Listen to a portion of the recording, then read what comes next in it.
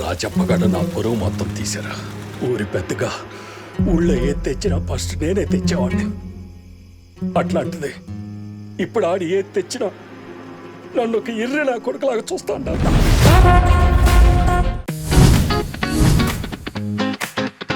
Cinema summer మనాహలో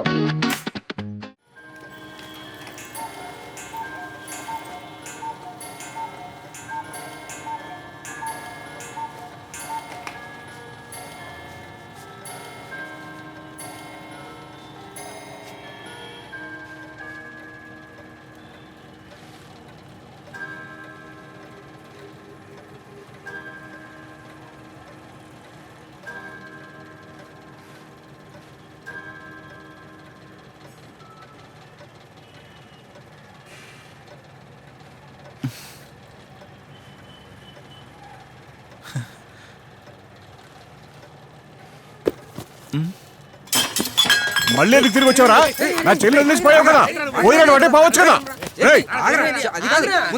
వదిలి పెడతాను అనుకున్నావా? ఎంత తెలుస్తా మా పరువు తీసావు కదరా. ఏమయ్యా మీరు ఎవడ చెల్లికైనా మీరు వదిలి పెడతారా? రెండో పెళ్లి చేసుకొచ్చాడా? ఏది ఏడాడు మగతనం గల మగాడాడు. ఇలాంటివి మా రోజుల్లో సహజమే. ఏం లేదు, అమ్మాయి కొంచెం మోటుగా మగాడిలా ఉంది. అయితే ఏంటి ఇప్పుడు? మా అమ్మ కూడా మోటుగానే ఉండేది. మోటుగా మగాళ్ళ ఉన్న 10 మంది పిల్లల్ని కనలేదా? మా తాత కాపురం చేయలేదా? మనిషి కాదు మనసు ముఖ్యం. ఇదిగో సీను, ముందే తను తీసుకెళ్లి ఆ చెట్టు కింద కూర్చోబెట్టు. నోటికి వచ్చినట్టు ఏదేదో వాగుతున్నాడు. అలా బయటకెళ్ళి మాట్లాడుతున్నాడు. వినరా ఆడవాళ్ళు? వింటే కాపురాలు ఇలా ఎందుకు తగలాడతాయి? ఈయన కట్టుకున్న పాపానికి రోజు నా ప్రాణం తీస్తున్నాడు.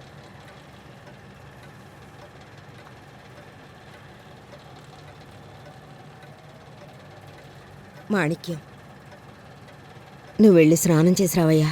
మిగతా విషయాల తర్వాత మాట్లాడుకుందాం.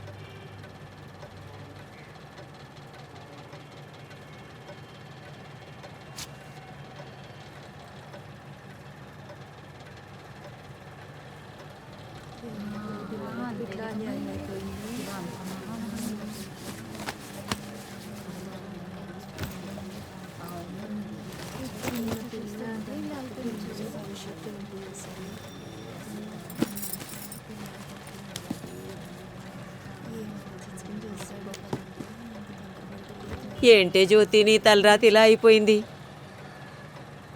ఇష్టపడి చేసుకున్నందుకు ఇన్ని కష్టాలు అనుభవించాలా? తల్లిగానే నీ మాట చెప్పకూడదు. ఇన్నాళ్ళు ఎదురు చూసే కన్నా ఎవరినైనా తీసుకొని లేచిపోయి ఉంటే బాగుండేదే.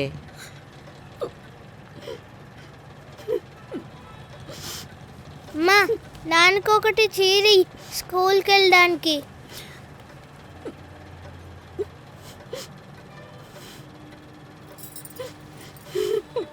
పెళ్ళైన కొత్తల్లోనే రాత్రి అయిందంటే చాలు మామూలు ఆడపిల్లలాగా ఆ నొప్పి ఈ నొప్పి అంటూ తొందరగా పడుకునేవాడంట. అప్పుడే జాగ్రత్త పడి ఉండాల్సింది మనం. అలాంటి మొగుడిని పెట్టుకుని మన జ్యోతి రాజాబాబులంటే ఒక బిడ్డని కన్నదంటే పెద్ద సాధననే చెప్పాలి.